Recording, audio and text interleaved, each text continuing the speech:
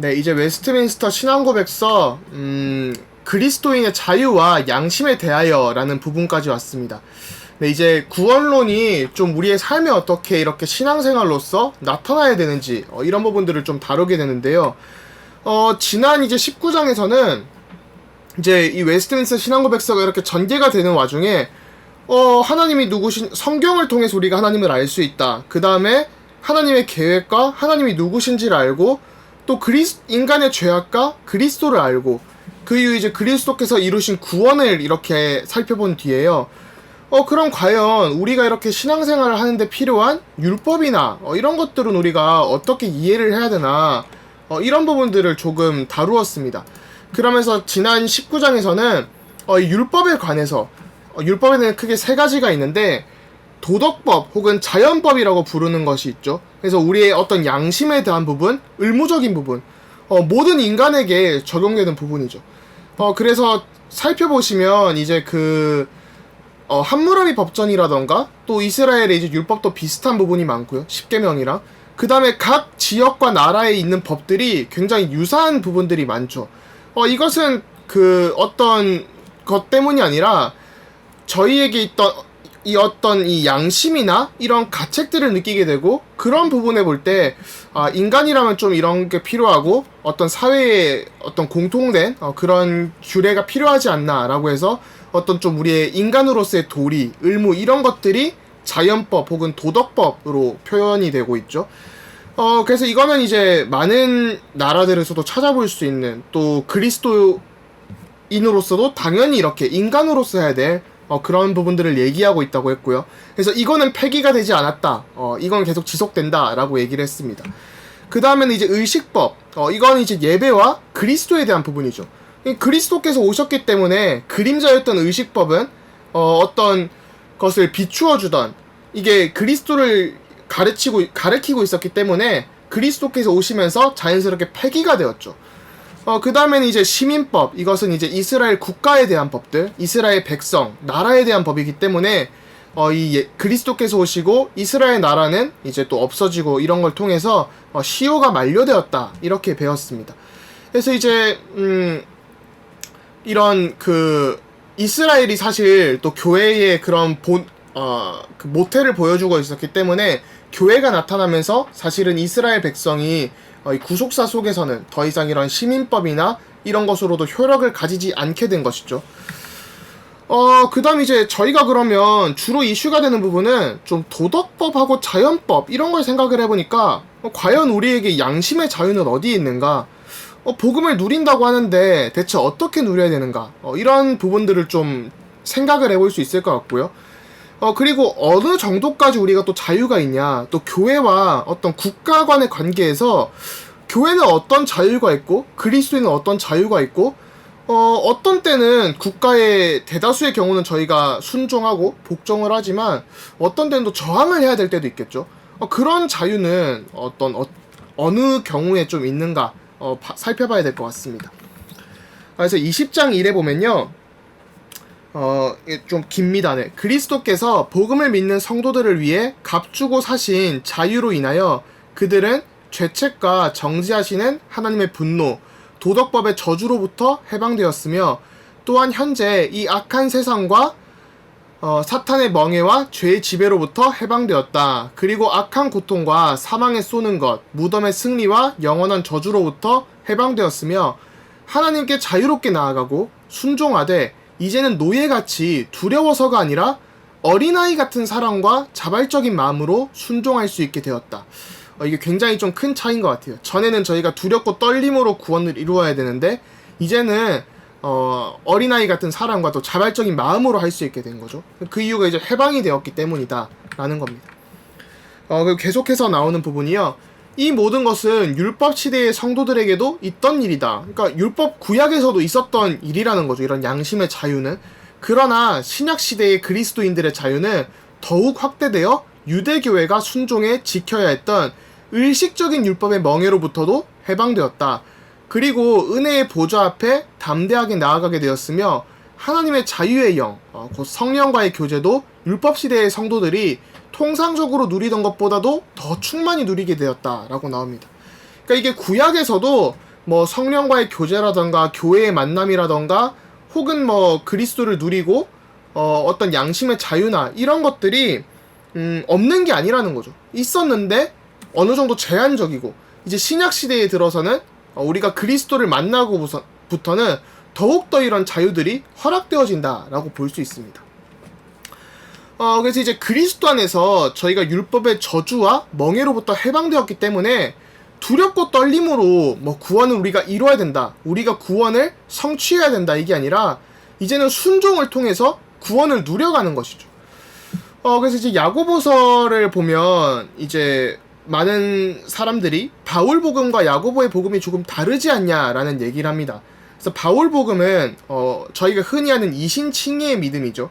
그래서 우리가 믿음을 통해서 구원을 얻는다, 이렇게 되고 있고요.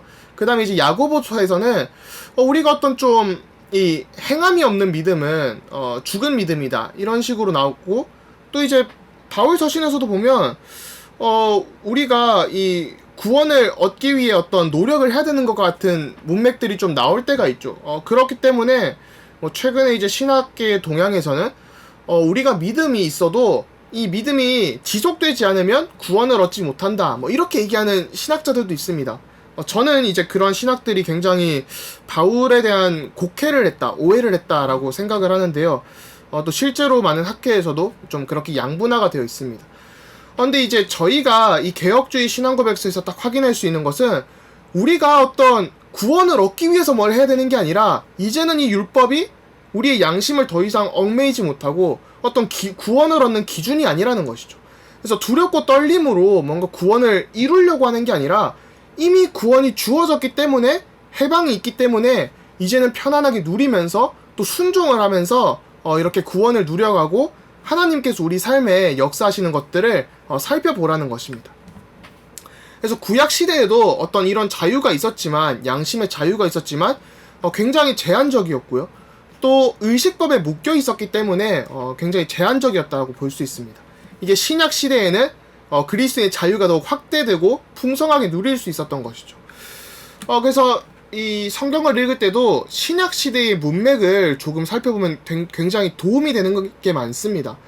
또 문맥을 살펴보지 않으면 되게 또 오해하고 놓치는 부분이 많을 수도 있고요. 예를 들면 이제 뭐 고린도전서나 후서를 보시면 굉장히 교회 안에 문제들이 많고 또 그런 것들을 많이 다루게 되죠. 뭐 예를 들면 이제 뭐 어떤 먹는 것에 대한 부분이라던가 아니면 어떤 제사에 대한 부분이라던가 뭐 혹은 방언에 대한 부분일 수도 있고 교회 안에 여성에 대한 부분이 나올 수도 있습니다. 그래서 뭐 바울이 뭐 여성에 대해 조용히 해라, 이런 부분들이 나오는 것도 사실 그 문맥을 읽어보면 이제 고린도 교회 상황을 보면 그 당시 이단에 빠졌던 여성분들이 굉장히 많았었기 때문에 바울이 좀 조용히 해라, 이렇게 나오는 것들이 있는데, 그것을 무슨 교회에서 무조건 이렇게 조용히 해라 이렇게 하는 것은 좀 아니라는 것이죠. 그래서 그런 상황들도 봐야 되고 한데 그렇게 이제 신약시대의 교회를 봐도 여전히 어떤 음주에 대한 문제라던가 우상숭배에 대한 문제라던가 뭐 어떤 이런 먹는 법에 대한 문제라던가 그 유대교의 먹는 법이라던가 이런 것들이 굉장히 이슈가 많이 됐음을 볼 수가 있습니다. 그렇기 때문에 이 신약시대에서도 그리스도인에게 양심의 자유가 있다, 더 이상 그런 법들이 우리를 올가매지 않는다, 그렇지만 우리가 이 순종을 통해서 구원을 누려야 되기 때문에 더욱더 분명하게 이런 것들을 확인할 필요가 있다라고 얘기를 하는 겁니다. 그리고 이제 20장 2에 보니까요, 하나님 한 분만이 양심의 주가 되신다. 그러니까 우리의 양심을 다른 사람이 심판하는 게 아니라 그 권위 자체가 하나님께 있다라는 것이죠. 이 하나님께서는 사람들이 만든 교리나 계명 그 어느 것에서도 그 밖에 신앙의 내용이나 예배와 관련해서도 그것이 하나님의 말씀과 배치된다면 여기서 벗어날 수 있는 양심의 자유를 주셨다. 그러니까 뭐 저희가 어떤 양심으로 볼 때 하나님 말씀이랑 좀 안 맞는데 그것을 우리가 거부하고 뭐 이런 것을 한다고 해서 어떤 뭐 교회나 목회자나 그거를 정죄를 할 수 없다라는 것이죠. 그래서 하나님 한 분만이 양심의 주가 되신다라는 게 조금 중요하게 이렇게 연결되어 있습니다. 그래서 따라서 양심을 벗어나 그러한 교리를 믿거나, 그러니까 비성경적인 교리를 믿거나 그러한 계명에 순종하는 것은 진정한 양심의 자유를 저버리는 것이며, 무조건 믿을 것과 절대적이고 맹목적인 순종을 요구하는 것은 양심은 물론 이성의 자유도 파괴하는 것이다 라고 나옵니다. 이게 사실 통상적인 케이스에서는, 통상적인 어떤 상황에서는 이게 별로 크게 문제가 될 것 같지는 않습니다. 그런데 저희가 사실 한국 교회에서 가끔 보면 굉장히 좀 문제가 되는 부분이 많은 것 같아요. 예를 들면 뭐 그루밍 범죄라고 하죠. 어떤 교회 안에서 성적인 문제가 일어난다거나, 아니면 그런 것을 정당화시킨다거나, 혹은 인분을 먹인다거나, 눈을 찌르면서 이거 안 하면 너 구원 못 받는다, 방언 못하면 구원 못 받는다, 이런 거는 이게 양심으로 볼 때, 또 성경으로 볼 때, 저희가 웨스트민스터 1장을 할 때도 아마 제가 설명을 드렸던 게, 이제 성경이 그 줄자와 같은 역할을 한다. 그래서 캐논이라고 영어를 하는데요. 캐논이라는 것은 그 대포가 아니라 이런 줄자 같은 역할을 해서 이 성경이 우리의 규범이 된다, 최종적이고 절대적인 권위가 된다라고 말씀을 드렸죠. 그렇기 때문에 말씀과 뭔가 말씀이 하는 거랑 다른데 목회자의 말이라고 해서 무조건적으로 신앙하고 그러는 것은 우리의 어떤 양심의 그 자유를 저버리고 파괴하는 것이라는 것이죠. 그래서 이 부분에 있어서는 우리가 진짜 이 말씀을 보고 듣고 또 이렇게 판단하고 믿을 수 있는, 그래서 지극히 선한 것을 분별하는 그런 지혜를 주셨다고 볼 수 있습니다. 그래서 하나님의 말씀과 맞지 않는 것은 저희가 거부를 할 수 있는 양심의 자유가 있는 것이죠. 물론 그렇다고 해서 교회 안에서 무조건적으로 막 다 파가지고 문제를 만들라, 이런 것은 아닙니다.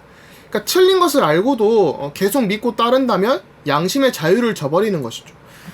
그렇지만 이제 저희가 교회에서 정말로 좀 불신앙보다는 믿음을 가지고 순종하고 따라가야 될 경우도 있습니다.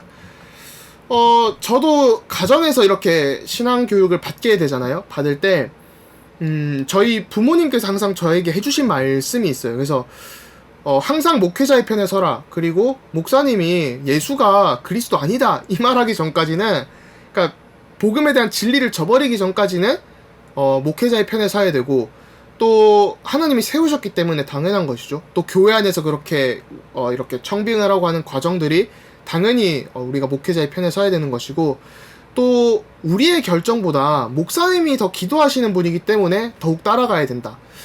저는 그게 항상 좀 자리에 잡혀 있는 것 같아요. 그래서 진짜 이게 우리가 교회 신앙생활을 하다 보면 사실은 진짜 중요하지 않은 것 가지고 막 다투고 이러는 경우도 가끔 보지만, 진짜 우리가 무조건 그렇게 거부한다, 조금이라도 아닌 것 같으니까 거부한다, 이게 아니라 진짜 기도하면서 이렇게 인도받아가는, 그래서 목회자들도, 저도 전도사지만 참 감사한 게, 저를 위해 기도해 주시는 분들께 너무 감사하고, 그런 기도의 배경이 있기 때문에 말씀을 올바르게 이해하고 따라갈 수 있도록 그렇게 참 인도를 받아가는 게 아닌가 싶습니다.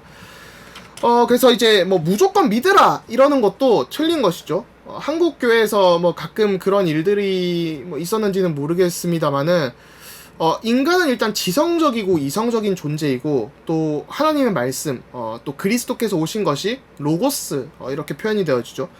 그래서 말씀으로, 이성으로, 지혜로서 말씀이 육신이 되어 찾아오신 그 그리스도, 그래서 우리가 그리스도를 아는 것이 사실은 굉장히 지성적인 측면들도 포함을 하고 있습니다. 어마어마한 지혜가 이 땅에 오시고 진짜 우리를 구원하시기 위해 이 땅에 오셨는데, 예를 들면 그 예수님이 이제 이 땅에 성육신 하신 이유가 있잖아요. 말씀이 이 땅에 오신 이유가, 육신을 입으신 이유가 우리의 죄를 사하시고, 또 우리와 근본 하나님과 본체시나 동등됨을 취하지 아니하시고 이 땅에 오셔가지고 진짜 이 겸손의 모습을 보여주시고, 십자가상에서 죽으시고 부활하시고, 이런 것들은 당연히 알아야 되는 거잖아요. 근데 그런 설명을 안 해주고 그냥 무조건 믿어라, 그런 게 아니라는 거죠. 그래서 안셀무스라는 신학자는 중세시대 신학자인데요, 제가 방금 설명드렸던 왜 하나님은 인간이 되셨는가 라고 해서 라틴어로 컬 데우스 호모라고 해서 왜 하나님은 인간이, 왜 신은 인간이 되었나, 이런 책을 좀 쓴 사람도 있습니다. 그래서 책이라기보다는 좀 중요한 그런 내용들을 다루었죠. 그러면서 나는 내 이성이 부족하기 때문에 나는 알기 위해 믿는다 라고 얘기를 했습니다. 그래서 저희의 믿음의 본질이 어떤 아는 지식적인 부분이 당연히 포함되는 것이죠.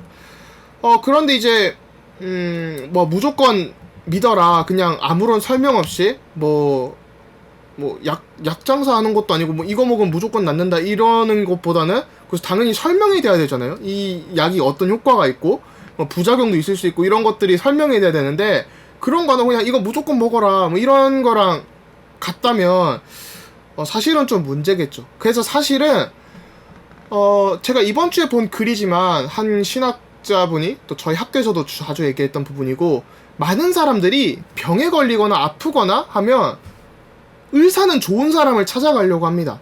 그런데 목회자에 대해서는 사실 그 영원한 가치에 진짜 이 천국과 여러 가지 많은 영원한 부분에 있어서 어떤 웰빙이라고 할까요? 그러니까 인간적인 웰빙, 육신적인 웰빙을 위해서는 우리가 무엇이든 하지만 진짜의 영적인 웰빙, 영원한 웰빙을 위해서는 생각보다 많은 관심을 안 두는 것 같더라고요. 그래서 사실은 이런 저희가 웨스트민스터 신앙고백서를 공부하는 것도 영적인 웰빙을 위한 거잖아요. 이게 그냥 단순히 지식에 끝나는 게 아니라 우리가 알고 이해하면서 다른 사람을 도와서 살릴 수 있게 되고 정말 우리가 이 영원한 하나님의 계획을 또 구원 계획과 감사를 누릴 수 있게 되는 것인데 이런 부분에 있어서 저희가 무조건 믿으라가 아니라 우리가 알고 이해해서 다른 사람에게 전달할 수 있는 증인이 되어야 되는 것 같습니다. 그리고 20장 3에 보면요. 그리스도인이 자기에게 주어진 자유를 구실로 어떤 죄를 범하거나 어떤 정욕을 품는다면 그것은 그리스도인에게 주어진 자유의 목적을 파괴하는 것이다. 그리스도인의 자유의 목적은 우리가 원수의 손에서 건짐을 받고 종신토록 주 앞에서 성결과 의로 두려움이 없이 주를 섬기는 것이다. 그래서 자유가 있다고 해서 막 죄를 범해도 된다는 게 아니죠. 그러니까 저희가 도덕법이 여기서 좀 나오는 것 같습니다. 구원 받았다고 해서 오늘은 이제 내가 이 양심의 가책을 안 느끼니까 뭐 도둑질을 좀 해봐야겠다. 아니면 오늘은 좀 나쁜 짓을 해봐야겠다. 이거는 사실 어떤 죄를 범하거나 정욕을 품는다는 것은 그게 자유를 준 목적이 아닌데 목적을 파괴하는 것이라는 것이죠. 더 이상 양심에 그 어떤 율법에 눌려가지고 내가 이거 하면 구원 못 받는데 하나님 마음이 아플 텐데 이런 수준을 벗어나라는 것이죠. 사단은 자꾸 그런 걸 공격을 하잖아요. 너 그거 하면 너 구원 받은 거 맞아? 진짜 구원을 흔들고 막 그렇게 하는 그런 사단의 공격들 속에서 건짐을 받아서 이제는 하나님을 섬기고 자유롭게 이렇게 할 수 있는데 그걸 통해서 막 죄에 더 빠지면 안 된다라는 것이죠. 그래서 굉장히 좀 간단한 부분인 것 같습니다. 죄에 더 빠지면 안 되는데 자유를 통해서 죄에 더 빠지면 조금은 하나님이 주신 목적이 아니다 라고 볼 수 있겠죠. 그래서 이 율법이라는 것이 몽학 선생으로서 어떤 좀 교육적 목적을 가지고 이 가이드라인을 해주는 것 같아요. 그래서 자유의 목적은 이렇게 원수의 손에서 건짐을 받고 하나님께 대하여 올바르게 살아가기 위한 거죠. 17세기죠. 1600년대에 영국 신학자들이 주로 그게 나오는데 네덜란드나 이제 다른 독일이나 어떤 개혁주의 신학에서 많이 표현이 되지만 특히 영국 신학자들 웨스트민스터 신앙고백서가 영국에서 작성됐잖아요. 이 영국 신학자들의 특징 중 하나가 하나님께 대하여 올바르게 살아가는 지식이다, 지혜다, 혹은 예술이다 라고 표현을 했습니다. 그러니까 신학은 어떤 뭔가 그 교리적인 부분을 넘어서 하나님께 대하여 살아가는 합당하게 올바르게 살아가는 하나님께 영광 돌리는 지혜이자 지식이고 또 예술이다 라고 표현을 했습니다. 그래서 이제 이 자유가 있다고 해서 막 의도적으로 죄를 꾸준히 해도 되는 게 아니라 하나님께 대해서 우리가 올바르게 살아가야 된다는 것이죠. 또 그리스도인이란 어떤 죄를 짓거나 뭐 도덕적으로 청결하다 이런 수준이 아닙니다. 그러니까 막 그리스도인이라고 뭐 술 안 마시고 뭐 착하게 살고 거짓말 안 하고 담배 안 피고 뭐 이런 사실 뭐 술 담배도 도덕적이다라고 표현하기는 애매한 잣대잖아요. 이 도덕적이라는 말은 어떤 좀 범죄를 안 하고 뭐 음주운전 안 하고 이런 부분일 텐데 뭐 청결하다 이런 게 기준이 아니라는 것이죠. 하나님과 함께하는 삶을 누리는 것. 저희가 사도행전 그 11장에 보면 안디옥 교인들이 비로소 그리스도인이라고 그 칭호를 얻는 것이 불신자들이 볼 때 저 사람들은 오직 예수밖에 모르는구나, 진짜 어딜 가나 예수님만 증거하네? 라고 해서 그리스도인이라고 불리게 되잖아요. 그렇기 때문에 도덕적인 기준이 아니라 교회 다니는 사람은 저래야 돼가 아니라 교회 다니는 사람은 뭘 하든 오직 그리스도가 나와야 되는 것 같아요. 그러니까 뭐 술을 먹어도 오직 그리스도 포럼이 되어져서 불신자들한테 전도하게 되고 그렇게 돼야지, 뭐 저 사람은 회식 간데도 술을 안 먹더라 그래서 그리스도인이다, 이런 수준이 아니라는 것이죠. 저희는 진짜 이 복음의 능력을 체험하고 증거하는 삶이 되어야 되는 것 같습니다. 그래서 오직 그리스도를 증거하는 그리스도의 제자이자 증인이 되어야 되는 것 같아요.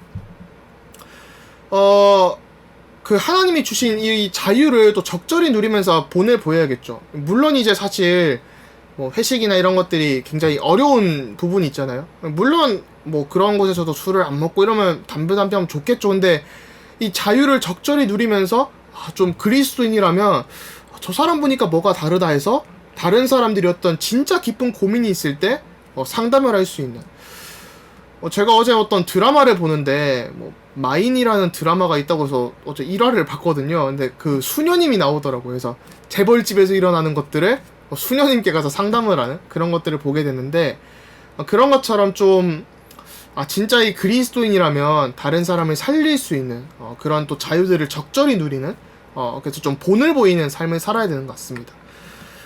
그래서 일반은총적인 부분에서 저희가 어떤 자유가 많은 것 같아요. 일반은총이라는 것은 영어로 common grace라고 하는데요.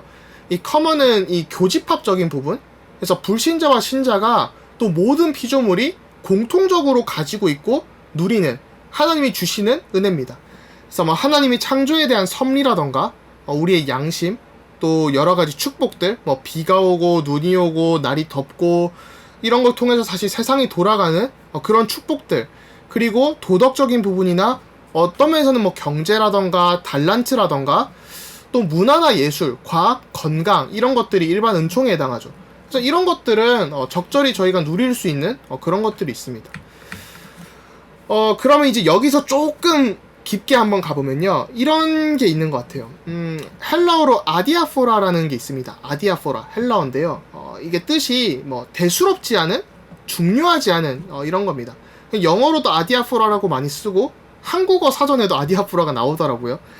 영어로 뜻을 해석하면 things indifferent라고 해가지고 아무튼 뭐 대수롭지 않은, 뭐 별로 다르지 않은, 중요하지 않은 뭐 이런 겁니다. 그래서 이게 여기 제가 설명을 조금 드렸는데 행동 그 자체는 굉장히 좀 중립적인, 딱히 선하지도 않고 나쁘지도 않은 거예요. 근데 그게 의도에 따라서 결정될 수 있는 게 있잖아요. 그러니까 예를 들면 뭐 음식을 먹거나 물을 먹거나 이런 것도 그 행동 자체는 뭐 딱히 선하지도 않고 나쁘지도 않잖아요. 근데 막 폭식을 하고 과식을 하고 맨날 야식 먹어가지고 몸이 나쁘게 된다 이러면 좀 나쁜 행동이 되겠죠. 그건 이제 나중에 클리닉을 해서 좀 고치던가 그렇게까지 가는 경우도 있고, 혹은 뭐 그냥 뭐 술 한 잔을 마신다 이런 것은 그냥 뭐 예를 들면 유럽 같은 경우는 이게 좀, 유럽이나 미국은 굉장히 보편화되어 있는데요.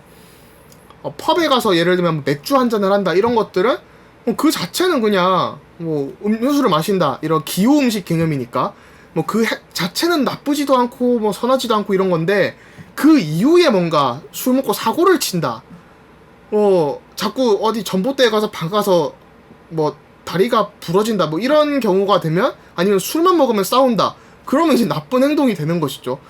그런 것처럼 행동 그 자체는 뭐 선하게 될 수도 있고 나쁘게 될 수도 있는데 그런 것들, 하지만 이게 구원과는 크게 상관이 없는 거죠. 그래서 하나님께서 금지하시지도 않았는데 명령하시지도 않았다, 이런 것들을 이 아디아포라라는 신학적 단어가 있습니다. 이게 예배 시간이나 이런 거에도 사실 결정이 돼요. 어떤 문화적인 상황에 있어서 예배를 뭐 주일 저녁에 드릴 수도 있고, 뭐 10시에 드리던 10시 반에 드리던 11시에 드리던 11시 반에 드리던, 이거는 이 문화적인 상황, 또 교회의 상황에서 결정을 할 수 있는 거기 때문에 구원과 별로 상관이 없잖아요. 그래서 그런 것도 사실은 이 자유에 해당하는 아디아포라라고 얘기를 합니다. 그래서 저희가 어떤 일반 은총적인 측면에서 생각을 해봤을 때 이제 해외에서 신앙생활을 하는 이제 기독교인들을 보면 자연스럽게 그냥 뭐 맥주 한 잔을 하는 것 정도는 다들 즐기는, 제가 아는 미국의 한 개혁교회는 저희 교수님들도 계셨지만 이 교회 안에 맥주 클럽이 있더라고요. 저 약간 당황을 해가지고 처음에 갔는데 이 뭐 수제 맥주를 만든대요. 한 달에 한 번씩 수제 맥주를 만들어서 나눈다는 거예요. 제가 약간 충격이 돼가지고 그런 모임도 있나 해서 한 달에 한 번씩 한다 뭐 그런 얘기를 하더라고요. 그게 뭐 문화적인 것들인가 하긴 하는데 이제 한국 같은 경우는 굉장히 좀 이게 한번 마시면 뭐 끝까지 마시는 분들이 굉장히 많으시더라고요. 그래서 좀 자제를 하고, 또 청교도 이런 문화 때문에 처음에 한국에 선교사님들이 오셨을 때 좀 그런 것들을 절제를 시키신 게 지금까지 이렇게 이루어지는데 이게 굉장히 좀 많이 이슈가 되는 부분이죠. 그래서 사실은 이런 부분이 이제 양심에 맡기면 되는 것 같아요. 양심에 딱 봤을 때 하나님 보시기에 기뻐하시겠냐, 기뻐하시지 않겠냐, 또 내가 컨트롤할 수 있냐, 그 다음에 이걸 통해서 다른 죄로 빠지냐 안 빠지냐, 또 다른 사람이 볼 때 이걸 함으로써 다른 사람이 시험에 든다. 그러면 바울과 같이 시험에 들면 나는 안 해야겠다. 이런 것들을 할 수 있는 그런 것들이 사실 이 양심의 자유와 또 그리스도의 자유인 것 같습니다. 그러니까 더 이상 막 올가매지는 않는데 뭐 술 마신다고 구원 못 받는다 이건 아닌데, 또 뭐 술 먹다가 전도할 수도 있는 거잖아요. 뭐 그렇지만 구원과는 크게 상관없지만 우리가 이것을 어떻게 활용을 할까 했을 때 이 부분에 대해서 좀 어떤 목회적인 그런 것들이 필요한 것 같습니다. 그래서 뭐 그런 부분이 이제 양심의 자유에 맡기는 부분이죠. 그래서 기도하고 드셔도 되고 안 드셔도 되고 이렇게 되는 것 같습니다. 그 이제 20장 4절에 보니까요. 그리고 하나님께서 정해주신 권세와 그리스도께서 값주고 사신 자유는 상대를 파멸시키라고 주신 것이 아니라 서로를 세우고 보존하라고 주신 것이기 때문에 누구든 그리스도의 자유를 구실로 국가에 대한 혹은 교회에 대한 합법적인 권력이나 그 권력의 합법적인 행사를 반대한다면 하나님께서 제정하신 법령을 거역하는 것이다. 이렇게 나와 있죠.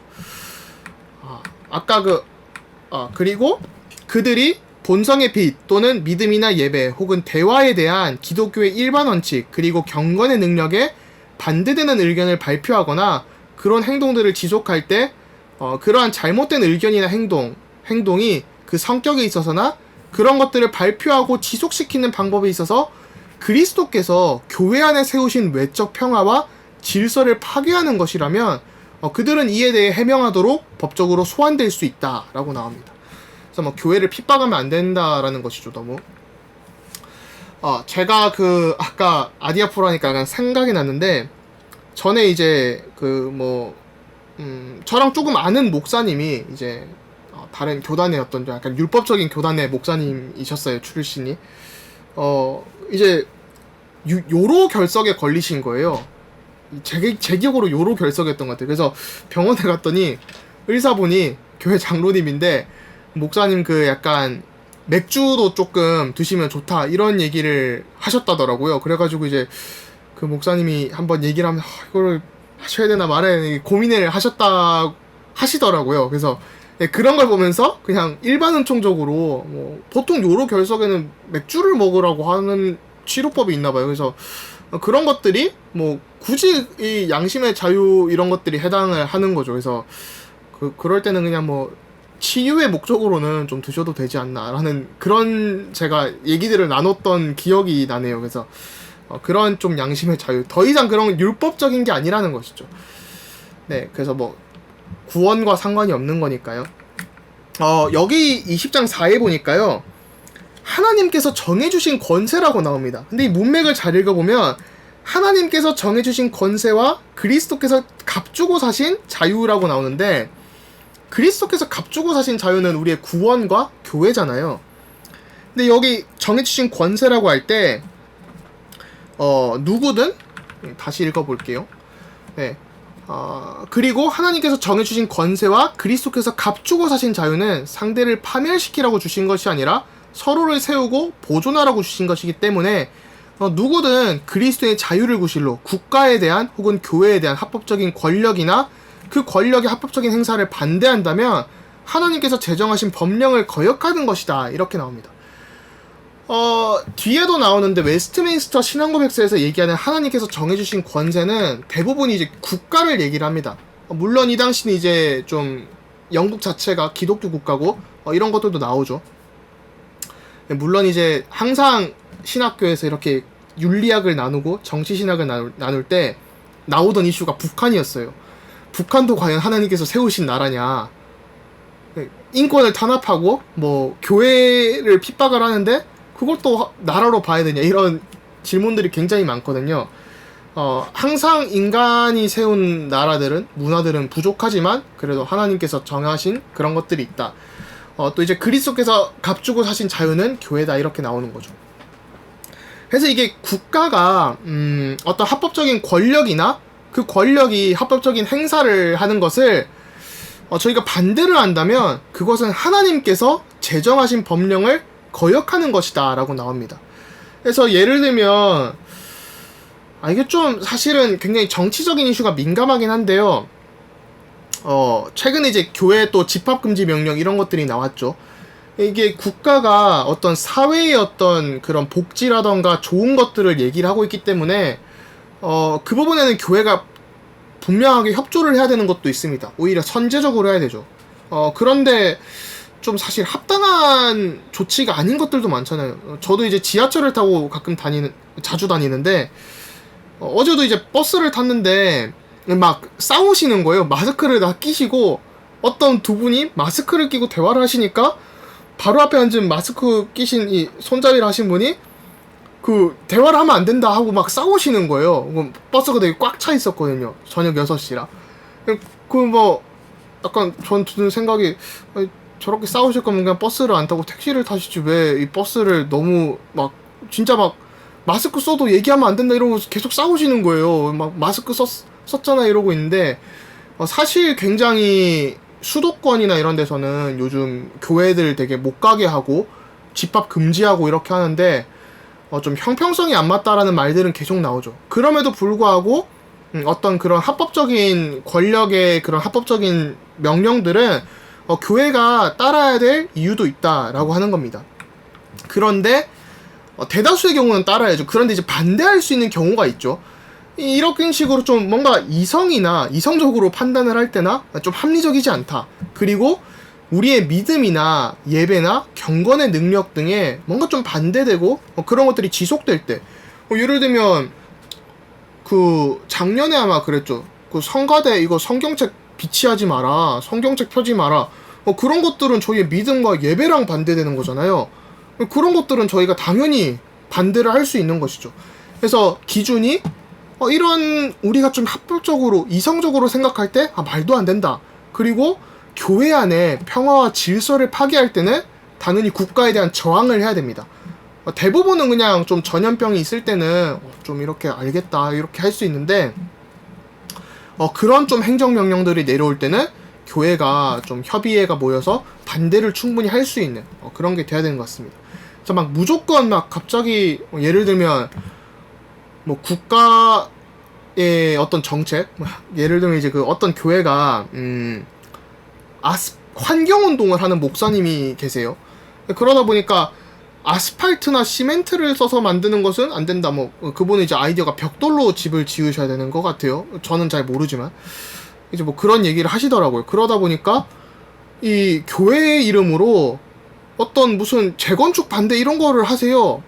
그런 거는 이 올바른 게 아니라는 것이죠.